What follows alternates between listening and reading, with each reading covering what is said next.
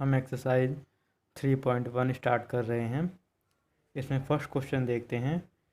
Given here are some figure, ये कुछ figure दिए हुए हैं और classify each of them on the basis of the following. हमें इस फिगर में यह बताना है कि सिंपल कर्व इनमें से कौन कौन से फिगर हैं, सिंपल क्लोज्ड कर्व कौन से फिगर्स हैं, पॉलीगन कौन से फिगर हैं, कॉन्वेक्स पॉलीगन कौन से फिगर्स हैं और कॉनकेव पॉलीगन कौन से फिगर हैं। हम इससे पहले वाले वीडियो में हम पढ़ चुके थे, कॉन्वेक्स पॉलीगन पढ़ चुके थे, कॉन्वेक्स पॉलीगन क्या होते हैं, कॉनकेव पॉलीगन पढ़ चुके थे और पॉलीगन पढ़ चुके थे। इसमें हम सिंपल कर्व हम जान लेते हैं, सिंपल कर्व क्या होता है और सिंपल क्लोज्ड कर्व क्या होता है, हम उस पर बात करते हैं। सिंपल कर्व, जैसा कि हम कर्व जानते हैं कि अगर हम रैंडमली किसी भी लाइन को खींचते हैं तो वो कर्व है। चाहे ये लाइन हो गई, ये भी एक कर्व है, ये भी कर्व है, ये भी एक कर्व है, ये भी एक कर्व ही है। और जब हम एक बार पेन को रखने के बाद जैसी भी जिस तरीके की भी लाइन बनाएं वह एक कर्व होती है। जैसे कि ये सभी कर्व की ही एक आकृतियां हैं, ये सब कर्व ही हैं। अब प्रश्न यह है कि सिंपल कर्व क्या होता है।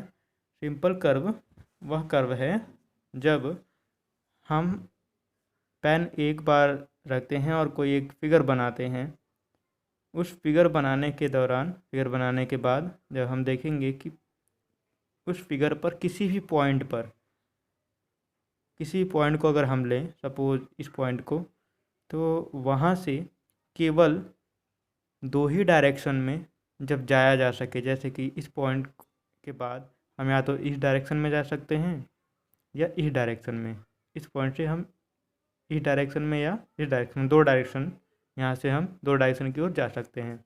यहाँ पर भी अगर हम मान लें इस पॉइंट को लें यहाँ पर, तो भी हम या तो इस डायरेक्शन में जाएंगे या इस डायरेक्शन में। लेकिन अगर यहीं पर हम इस डायग्राम को लें, अगर इस डायग्राम को देखें, तो हम अगर इस पॉइंट को लें, इस पॉइंट पर अगर हम अपना एक पेन रखें, तो यहाँ से हम किस किस डायरेक्शन में, कितने डायरेक्शन में हम यहाँ से जा सकते हैं। जैसे कि एक डायरेक्शन इधर, एक इधर, एक इधर और एक इधर, कुल 4 डायरेक्शन में यहाँ से वे जाते हैं, 4 रास्ते यहाँ से निकलते हैं। ठीक इसी तरह से अगर हम यहाँ पर देखें तो यहाँ से सिर्फ 2 हैं, एक इस डायरेक्शन में और एक इस डायरेक्शन में। लेकिन फिर से इस पॉइंट पर, इस पॉइंट से 4 डायरेक्शन की ओर रास्ते निकलते हैं, 1 2 3 4। तो इसलिए ये सिंपल कर्व नहीं है, क्योंकि यहाँ से 4 रास्ते निकल रहे हैं, 4 या 3। इसमें देखते हैं, इस पॉइंट को अगर हम लें इस आकृति में, तो एक इस डायरेक्शन में जाता है, एक इस डायरेक्शन में और एक इस डायरेक्शन में। इन 3 डायरेक्शन में जाया जा सकता है, तो इसलिए ये भी सिंपल नहीं है, ये सिंपल कर्व नहीं है। जब 2 डायरेक्शन में सिर्फ जाया जा सके, जैसे कि हम इसमें देखें, अगर इस पॉइंट को लें तो इसमें भी हम इस डायरेक्शन में और इस डायरेक्शन में, सिर्फ 2 डायरेक्शन में जाया जा सकता है। इस आकृति की बात करें, इस पॉइंट को लें तो भी हम 2 ही डायरेक्शन में जा सकते हैं। कहीं पर भी, किसी भी प्लेस पर अगर ले लें, जब 2 डायरेक्शन में जा पाएँ तो वो एक सिंपल कर्व है। सिंपल कर्व की यही पहचान है कि वहाँ सिर्फ 2 डायरेक्शन में जाया जा सकता है, 3 या 4 डायरेक्शन में नहीं। और तो सिंपल कर्व कौन कौन से हो जाएगा, यह हो जाएगा सिंपल कर्व, क्योंकि इसमें भी किसी भी जगह पे अगर हम देखें तो इसमें से 2 ही डायरेक्शन की ओर हैं, तो हम इसे कहेंगे सिंपल कर्व। ये सिंपल कर्व में है।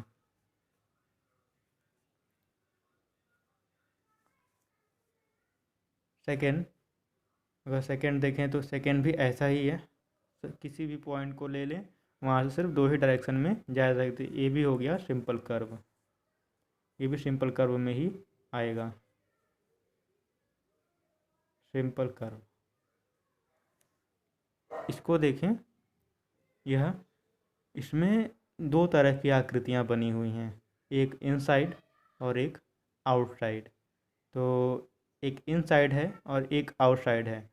यह सिंपल कर्व नहीं है, क्योंकि जब हमने पहले ही कहा था कि एक बार पेन रखने के बाद जब किसी आकृति को बना दें तो वह एक कर्व है।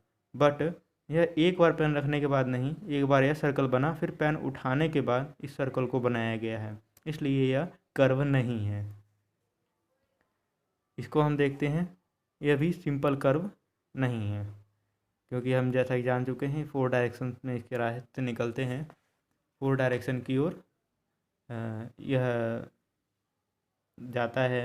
ये किसी भी कुछ पॉइंट ऐसे हैं जहाँ से 4 डायरेक्शन की ओर रास्ते निकलते हैं, इस वजह से यह सिंपल कर्व नहीं है। सिंपल मैं पहचान बता रहा हूँ कि आप सिंपल कर्व को किस तरह से पहचानेंगे।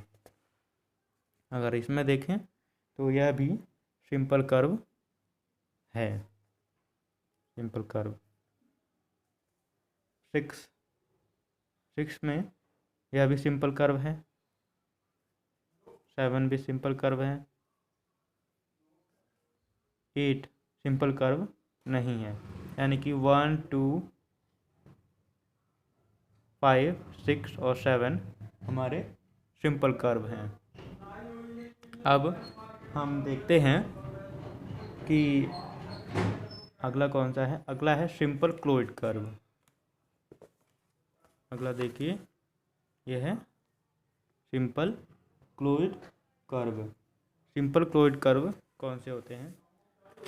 पहले तो उस कर्व को सिंपल होना पड़ेगा, सिंपल के साथ साथ क्लोइड भी हो।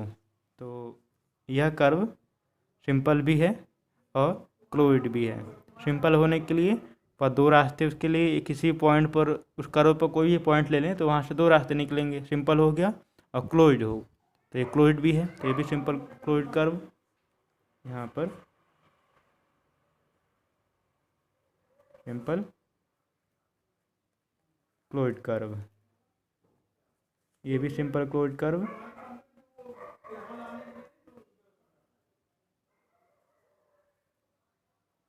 यह सिंपल क्लोइड कर्व नहीं है, क्योंकि कर्व ही नहीं है। यह भी simple colloid curve, colloid curve, यह भी सिंपल क्लोइड कर्व।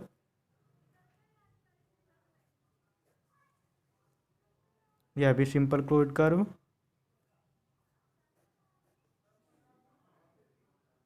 यह सिंपल नहीं है, तो यह क्लोइड तो बात की बात है, सिंपल क्लोइड कर्व तो है ही नहीं, क्योंकि सिंपल ही नहीं है। उसके बाद है पॉलीगन। हम पॉलीगन पहले ही पढ़ चुके हैं कि पॉलीगन क्या होता है। इससे पहले वाला वीडियो देखें, उसके पश्चात आपको पता चल जाएगा कि पॉलीगन क्या होता है। उसके बाद हम देख लेते हैं पॉलीगन। इसमें एक पॉलीगन यह है, क्योंकि साइड से बने हुए हैं, साइड यानी कि लाइन सेगमेंट से बना हुआ है यह फिगर, इसलिए एक पॉलीगन यह है और एक पॉलीगन यह है। तो एक पॉलीगन ये भी हो गया और ये भी पॉलीगन। अब यह क्यों नहीं हुआ? क्योंकि यह लाइन सेगमेंट से नहीं बना हुआ, इसलिए यह पॉलीगन नहीं हुआ। यह लाइन सेगमेंट से बना हुआ है, लेकिन यह पूर्ण रूप से क्लोइड नहीं है। यहाँ पर ओपन है, हम देखेंगे एक तो इंटरसेक्ट कर रहे हैं। पॉलीगन की डेफिनेशन अगर अच्छे से देखेंगे पिछले वाले वीडियो में तो आपको समझ में आ जाएगा कि यह क्यों नहीं है, क्योंकि ये लाइन सेगमेंट एक दूसरे को इंटरसेक्ट भी कर रहे हैं। तो इंटरसेक्ट नहीं करना चाहिए, और सिंपल क्लोइड होना चाहिए। सिंपल क्लोइड कर्व से बना हुआ हो तो वह पॉलीगन कहलाएगा, तो यह नहीं है। इसमें यह भी नहीं है, क्योंकि यह एक सर्कल का हिस्सा है, इसलिए ये पॉलीगन नहीं है। यह भी नहीं है, सिर्फ ये दोनों हैं। इसके बाद आता है हमारा कॉन्वेक्स पॉलीगन।